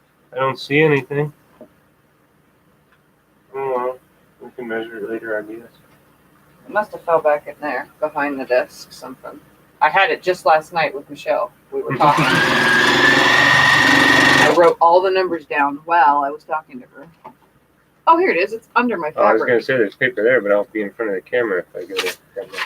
All right. With these borders, this one directly with the 5-inch borders is going to be 74.5 by 85. And without is 67 by 77. So 2 layer cakes or 1.5 would make a full size. Perfectly. It'll be almost queen, which is good because it will hang over good on a queen or a full. So yeah.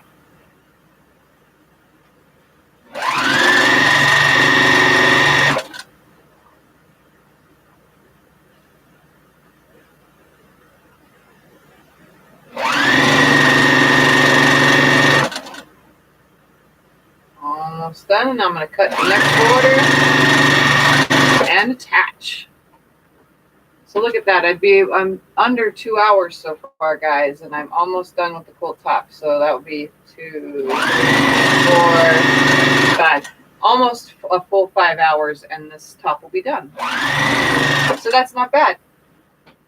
If you pay attention and keep everything in order, it should go pretty quick. The borders are the quickest part. Had to deliver a quilt for sister-in-law. Oh, how nice. Did you make your sister-in-law a quilt? Is that what you did, Billy, and went and delivered it?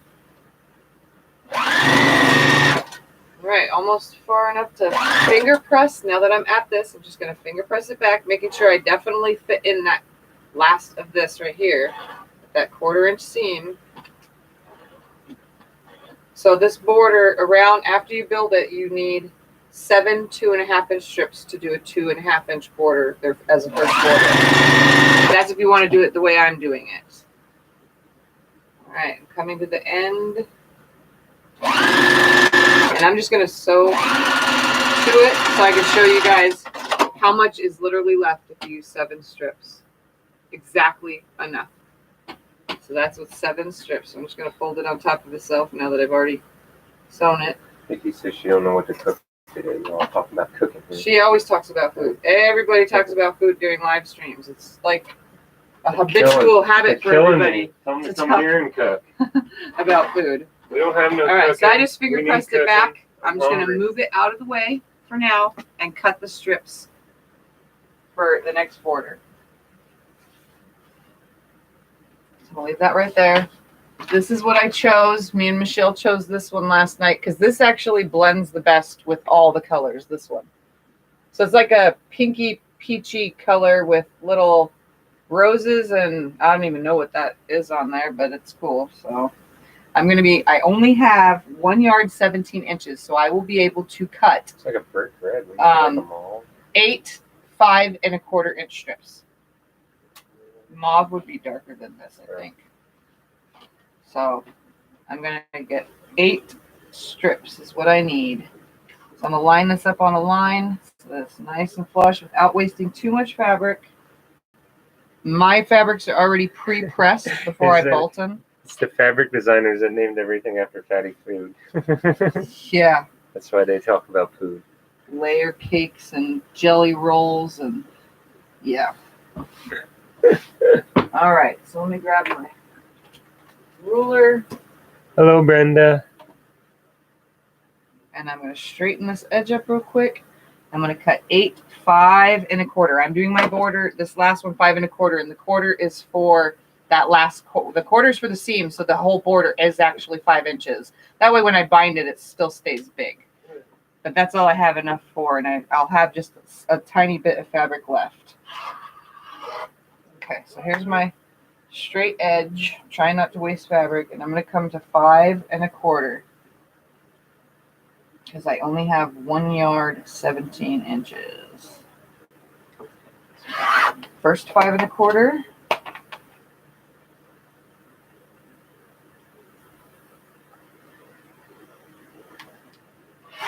Two.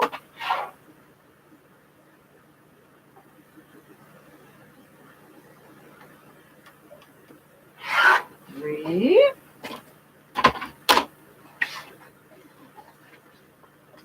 And I don't need this anymore because I put it on the shelf and reuse my bolt thing that I use, my comic book cards. Okay, line this back up on a line. So I got 3, so this next one is cut number 4, and then 4 more after that. So 5 1/4 is what I'm cutting mine, guys. So my measurements for the quilt is off of my cuts. 1, 2, 3, 4, 5. Let's do 6. I should have had plenty to do 5 1/2, but I'm playing it safe. 1, 2, 3, 4, 5, 6. Now 2 more 5 1/4 inch pieces. 7 and 1 more makes 8. Leaving me with that much fabric to use to make little free cuts or something. All right. Now I'm going to take these 8 pieces, cut the selvage off, and I'm going to actually sew these in sections of 2. All right, so let's line them up on the selvage. I'm pretty sure this is a Joann's print fabric. VIP is from Joann's, I think, right, guys? This is old. And it's not a new fabric, so.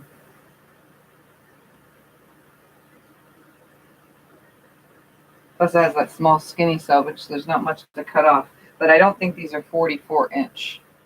Definitely don't look like it.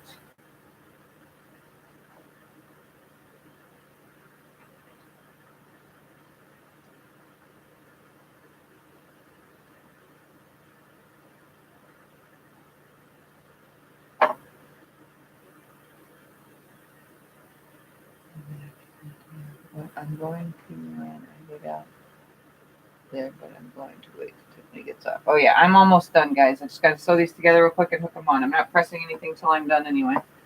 So it'll just be a quick double border press. Or 2 borders. It's not a double border. It's actually 2 borders. All right. Line this up on line. Trim off the selvage. Nice and flush. There's 4 of them. Here's the other 4. Let's line it up. Make the cut. Got all my selvages off. I'm going to sew them in groups of 2 and sew them on. Just lay it on my lap. You got all night till 10. Well, it's only 11:43 in the afternoon here, guys. It's not even afternoon. It's still morning, 11:43. All right. Right sides together. I'm just going to sew these together. I'm not even going to bother back stitching. I'm just sewing in groups of 2. So there's 2.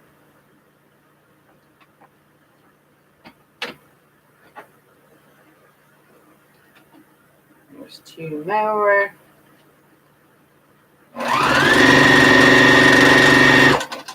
Throw it out of the way.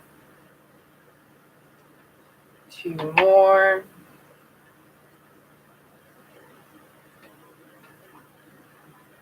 Make sure you align this, not only the side that you cut the selvage off, but the block itself, you know, the strip. Make sure you align those for a nice border. And the last 2, which I could just peel away this side of it and peel away this side of it. And look, they're right sides together.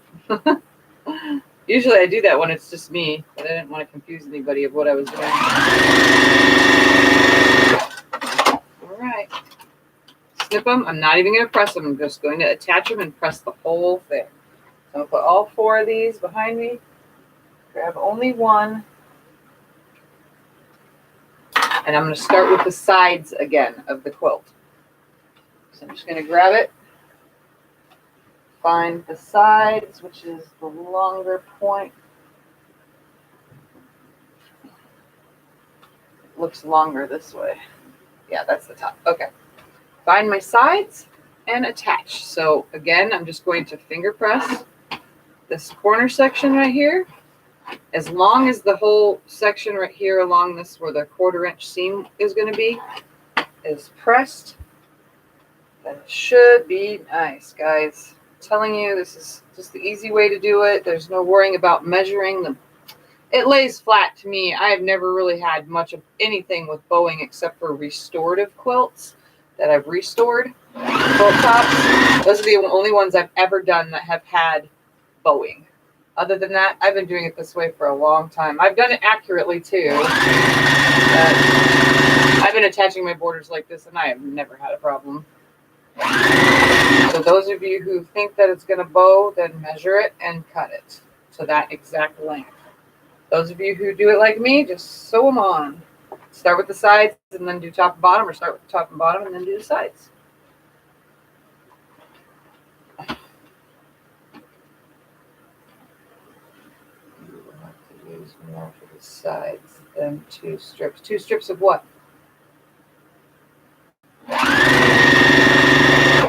Oh, gotta change the bobbin. More than 2 strips. It should be 2. These are not 44 inch, but they should be good, which is 2. I'm pretty sure. I don't need to measure. I'm pretty good with that whole guesstimating thing now. I know VIP fabrics are shorter prints.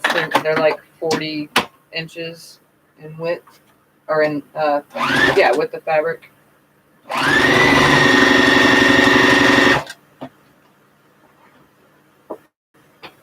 But it should go, it's hanging that much beyond. See? And that's just kind of eyeballing it on the way down. So 2 strips should be good. Sometimes I center those seams too, but I'm just sewing them on. They'll end up in opposing corners like that, the seam, which which don't matter either, because when you quilt a border, you don't really see seams unless it's like some kind of specialty print fabric that won't line up or something.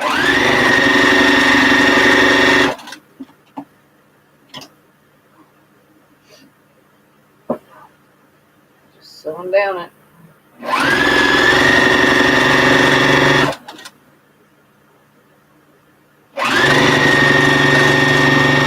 Again, I have not pressed anything. I'm just sewing it on.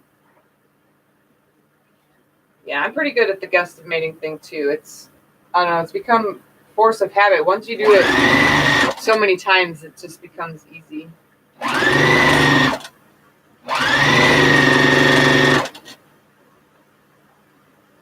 Yeah, I think this fabric choice was a good one, Michelle. It's blending with all of these prints really well, even if it's not a rust color. And it's playing on the pink shades. All right, now that I'm at this end, I'm going to finger press this real quick out of the way, so that way it's sticking out. Don't sew over it when it's not finger pressed. Out of the way when you get to it, or press with the iron. All right, now that it's far enough and that finger pressing is back, I'm going to line it on top of itself because I don't feel like cutting it the other way. I don't want to get up. I just want to stay seated. I cut this right here. Nice and flush. I usually don't do it with big blocks, but see, that's how much was left, Michelle. There was plenty with 2 strips for the sides.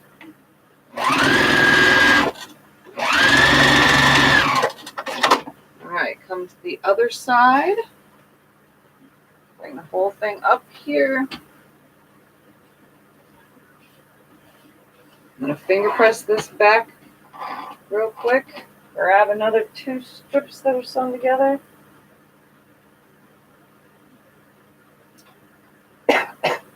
Make sure they're right sides together. And line it up and sew it on. Try not to stop and chit chat. I'm just going to sew. Sew, sew, sew. As long as it stays flush, that's all that matters. As long as the 1/4 inch seam is consistent, that's all that matters. As long as your stitch length is good, that's all that matters. Everything else is just whatever.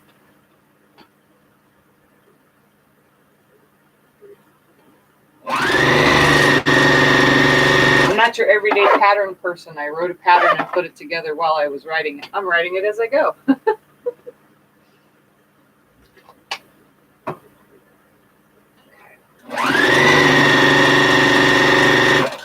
Got all this stuff wobbling around, wiggling and wobbling.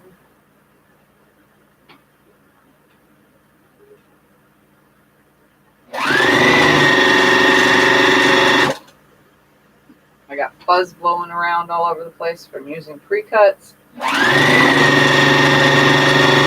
pinked edges. Plus my hair is in my face. So annoying.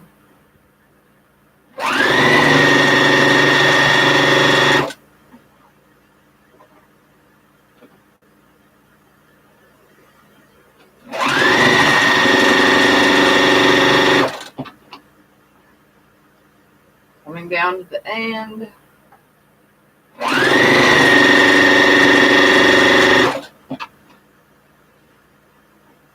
Almost there.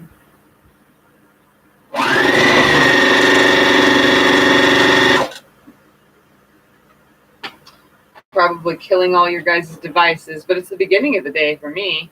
So it should last because it's freshly charged from last night.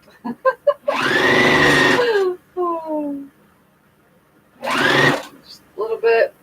Fold it back on top of itself. Roll it to where it needs to be. Finger press me a nice straight line for my scissors to go in. Bam! Toss that out of the way. Go in my scrap pile.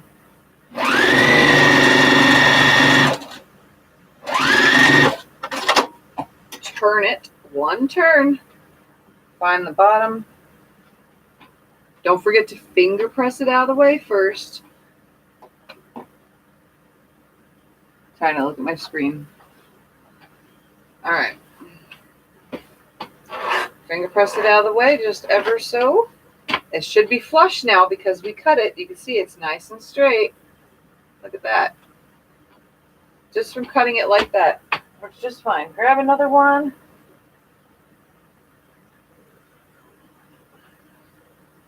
And it should be long enough.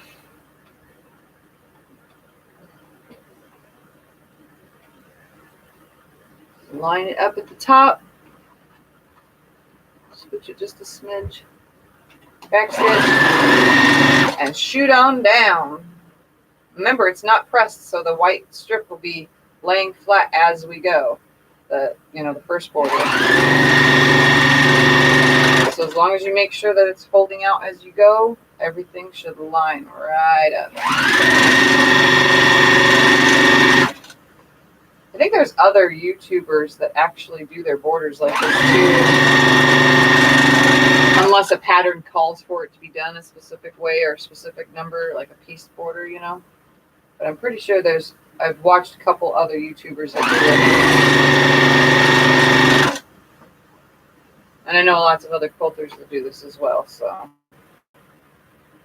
Anybody that's a beginner and watching my video, just know that this is not actually the quilt police correct way. It's the I don't care because it still lays flat way.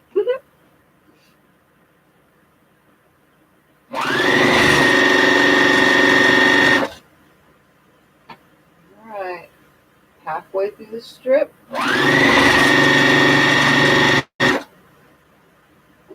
Getting close to the other side.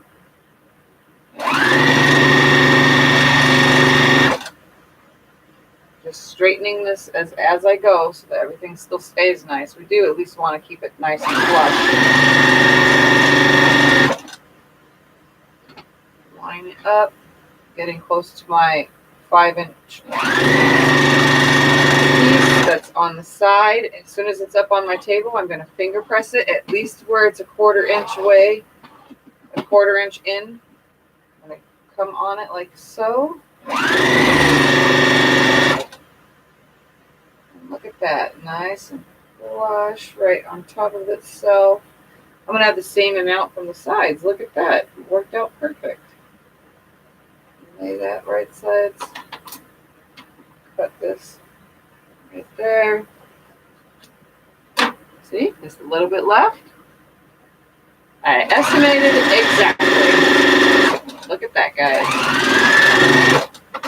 My calculations are on target today.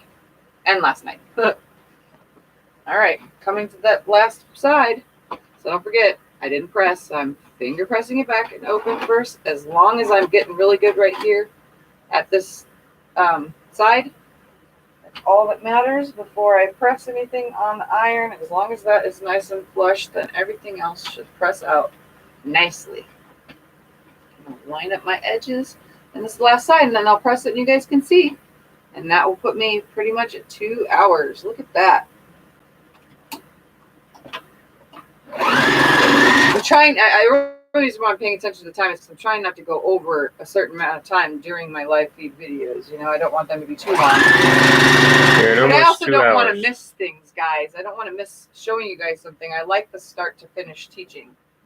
It's like sitting in a class. And they do have 2-hour-long quilting classes, so.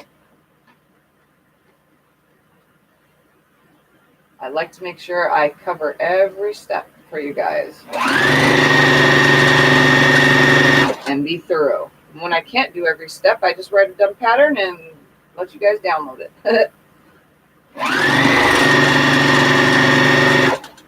My writing pattern sucks, so that's why I said dumb.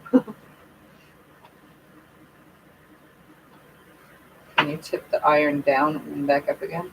Yeah. So reset. I'm almost gonna need it. You sure we said it? How do I know? You'll hear it click. Did you hear it click? Yeah, that's how I do. It makes a clicking sound. Yeah, it has an automatic shut off so you can burn your houses down. Didn't the orange button go on now? Should be on. Who cares? It's working. Right, almost down. At the halfway point.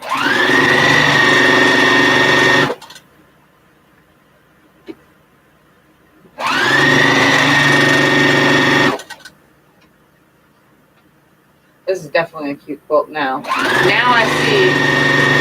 I saw the pattern before I saw the fabric, obviously, for me, because I chose the fabric just to. It was something that I had to have large prints in it. Nothing else I have has large prints. All right, so I'm at this. I'm going to finger press this back as long as this piece right here at this corner edge is back, then it should lay flat underneath. I'm going to sew almost up to it to where I can fold back and cut. As long as it's laying nice and flush on the table, like so. Bring this piece on top of itself. It's wrong sides together is what you're able to do. Lining up the strip. Let's see if I lay that flat. So I'm lining up the leftover part of the strip with the strip, and then I'm also lining up the corner right here.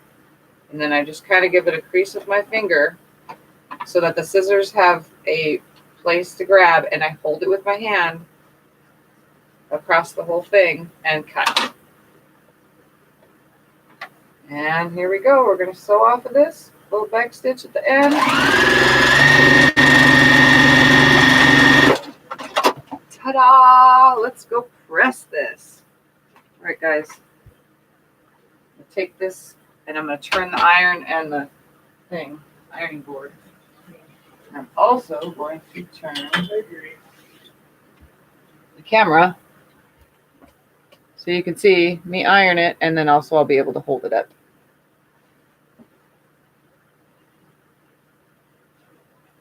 I'm going to come in from this side though so that I can see you guys.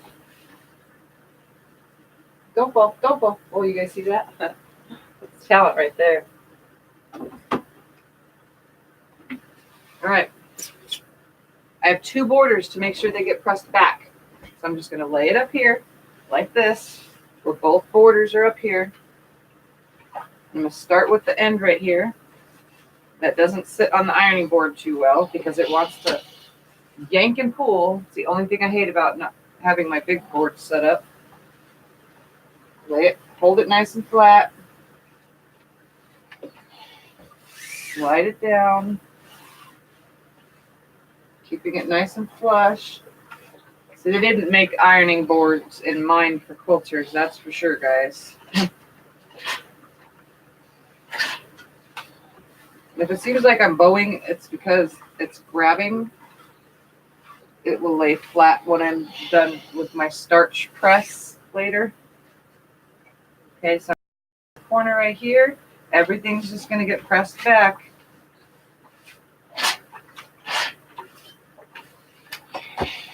I'm going to turn the whole thing, grabbing this end. Again, with the stupid ironing board, it sucks so bad. I hate these kind of ironing boards. Just want to throw it in the garbage and tell them to create something specifically for quilters besides the one I made myself. Because that's specifically for quilters, the one I made. Quilters in mind.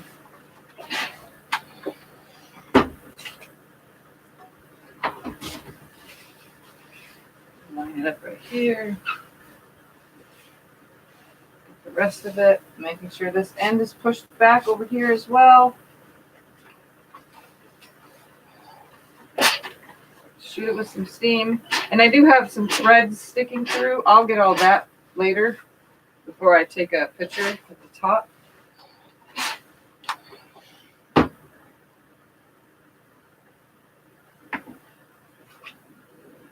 Videos, it's nice to try. It's so long. I'm not as fast as me. You're not as fast as me, but you can usually get it done. Yeah, and then you can rewatch them too, so that makes it a plus, being able to rewatch the videos. So make sure these seams are back. Obviously, all this movement is putting them in the seams not the way I want them because it's trying to tug and pull. Do you guys hate these boards as much as I do? If you're gonna have any folds and pleats and stuff, it's because of the ironing board, not because your quilt seams are not straight, if that makes any sense. You know, most of it's all because of the ironing process.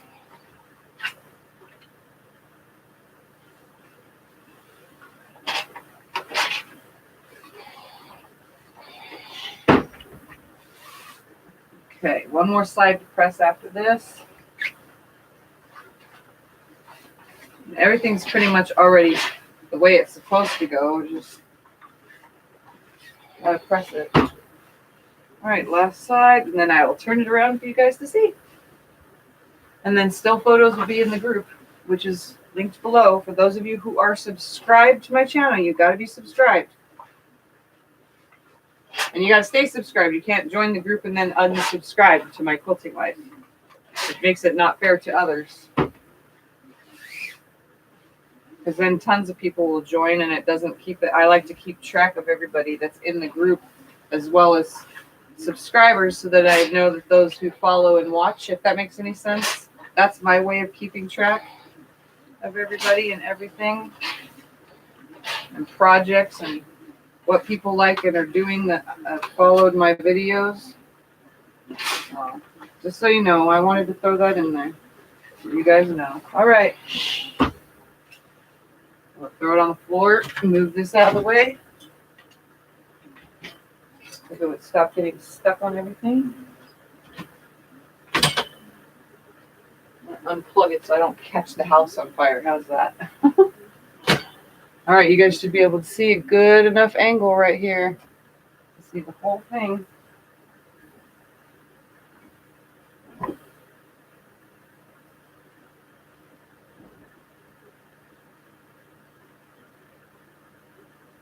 There we go, guys.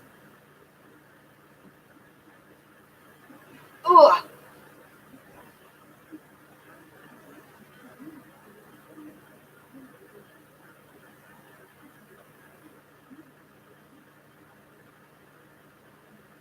And that last border really pops it out. So thank you, Michelle, for helping me decide on that one. It worked out perfect. It blends in with it brings out the other colors is what it's doing. So I'm gonna lay it on the floor and you know what, Vicki, to answer your question, this actually with a bigger borders would fit a full-size bed. It would fit on top of a full, like what everyone calls a double, which is not a queen.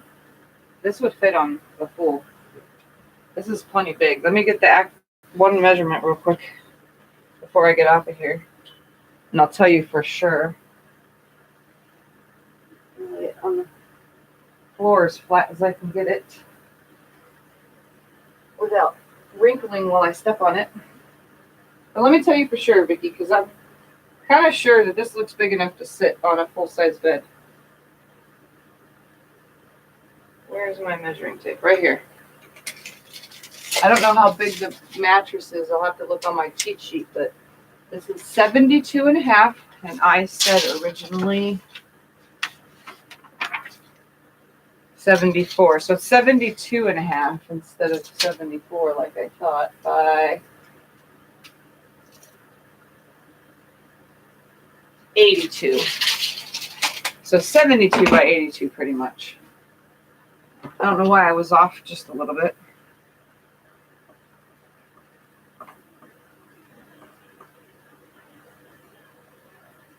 Okay, I'm going to turn the camera down so you guys can see it real quick one more time. In its glory. There we go.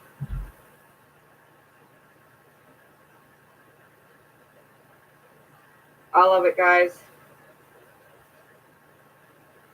Right? They do look good together, Sandy. So it's pretty big. I mean, I'm 5'2". Ready for this one, guys? I'm 5'2". And look at all this. Like, I don't even touch the ends. Like, I can spread my feet out and everything. This thing would cover me. Whoever buys this gets a quilt that I laid on. All right. Well, I'm super glad that all of you guys joined me for the final put together of this, which is called Simple Slice. Don't forget, Simple Slice, very easy to do. 1.5 inch strips and a layer cake. Bam, and some borders. Done. So it's perfect. Yes, I do hate the regular ironing boards. Oh yeah, they're not wide enough. I like my big ironing board, which you guys saw in the background. So, all right, guys, I hit my 2-hour mark. I did pretty good. Finished it all, and off to the next. I'm gonna take some pictures of it, some still shots, and I'll post it in the group linked below. And don't forget, if you're new to my channel, subscribe. Down, right there. Oh yeah.